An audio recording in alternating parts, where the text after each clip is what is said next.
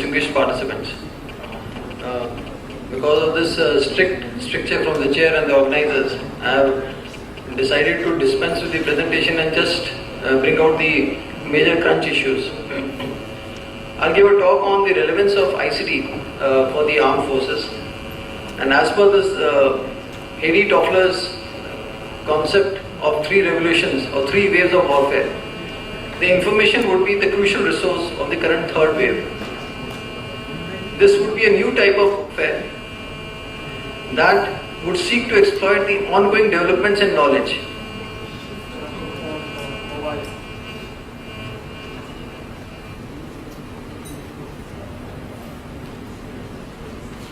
And these are the hazards of technology. We are running late, so actually I was expected at some place else, so the reminder call coming from there. Okay.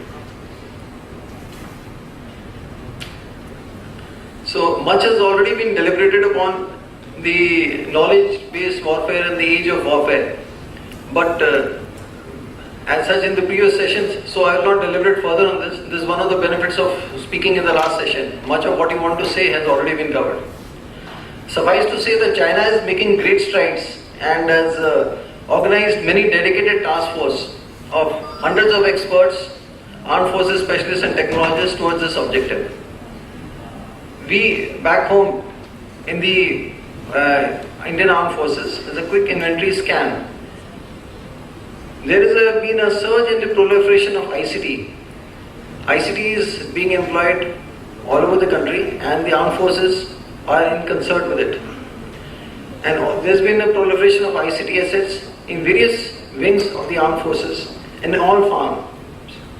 All types of assets, categories, namely hardware, networking, software applications, security perspectives, we've all taken a boost. There's been a mixed variation in the proliferation which has come in. The expansion has not only been in the range but in the depth and the applicability. And the equipment profile is to a large extent commercially off the shelf, and some of it is proprietary in nature, which comes along with its associated spin-offs, advantages and disadvantages. The convergence between the IT and the communication fields is inevitable, as is happening in the rest of the country, and the armed forces also seized with the same fact. A bit on the information security scenario. Now, security, as we understand, is a very subjective term, and we can define it as an acceptable balance of threats against safeguards for a particular circumstance.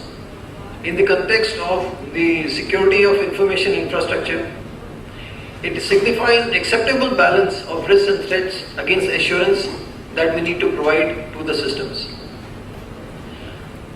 Conscious decision has been taken to limit the use of internet in the armed forces because primarily there has been a lack of legal enforcement on vendors involved in the IT security projects, and there is a lack of assured framework. The procurement procedures and the lowest bidder concept do not actually lend itself to the security issues, and as also the total cost of ownership. You are all aware, all those dealing in the government departments, the moment you go in for the L1 bidder, there are also issues of what we call supply chain infection, whereby a person with a malicious intent, he may deliberately underbid to get inside so that he is able to provide at an apparent financial loss but later on make substantial gains. ICT offers the powerful tool for greater economy and benefit to all. This has not been lost in the government, and at the government level an initiative has been taken at this to ensure the infusion of ICT in the armed forces. At the highest level there is a Defence IT Consultative Committee headed by the Honorable RRM and chaired by the CISC headquarters IDS, which has representation from the members of academia, the top IT companies. It meets twice a year, and all major ICT related issues pertaining to the armed forces are deliberated at that forum. In the recent past, there has been a Defence Expenditure Review Committee that had been formulated to expedite the various procedures and dwelt at length on what needs to be done to usher in ICT within the armed forces.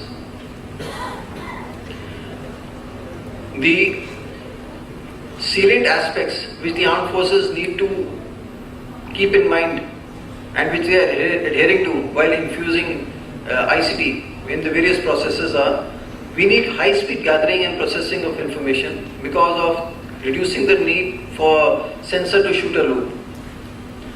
High-speed storage and retrieval of information. This plethora of database, as the speaker in the previous session had brought out. They're carrying out a database regarding for the database mapping. Same is required for various situations that emerge. We need rapid dissemination of apt and concise information. We don't need information overload. Apt and concise information. Automated decision making and support is a plus. And there is a need to enable joint warfare capabilities on information warfare, which Dr. Gulshan Rai had dwelt on at length during his talk.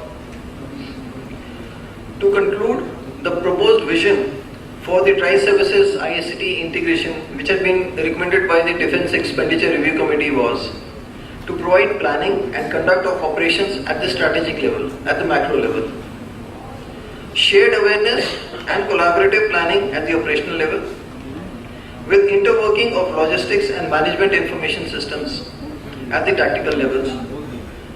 These, if achieved, will improve the overall efficiency within the armed forces. Now, the salient aspects in which we can break down this vision are: high-speed gathering and processing of information. Now, these are takeaways for the industry that this is what the armed forces would be looking forward to.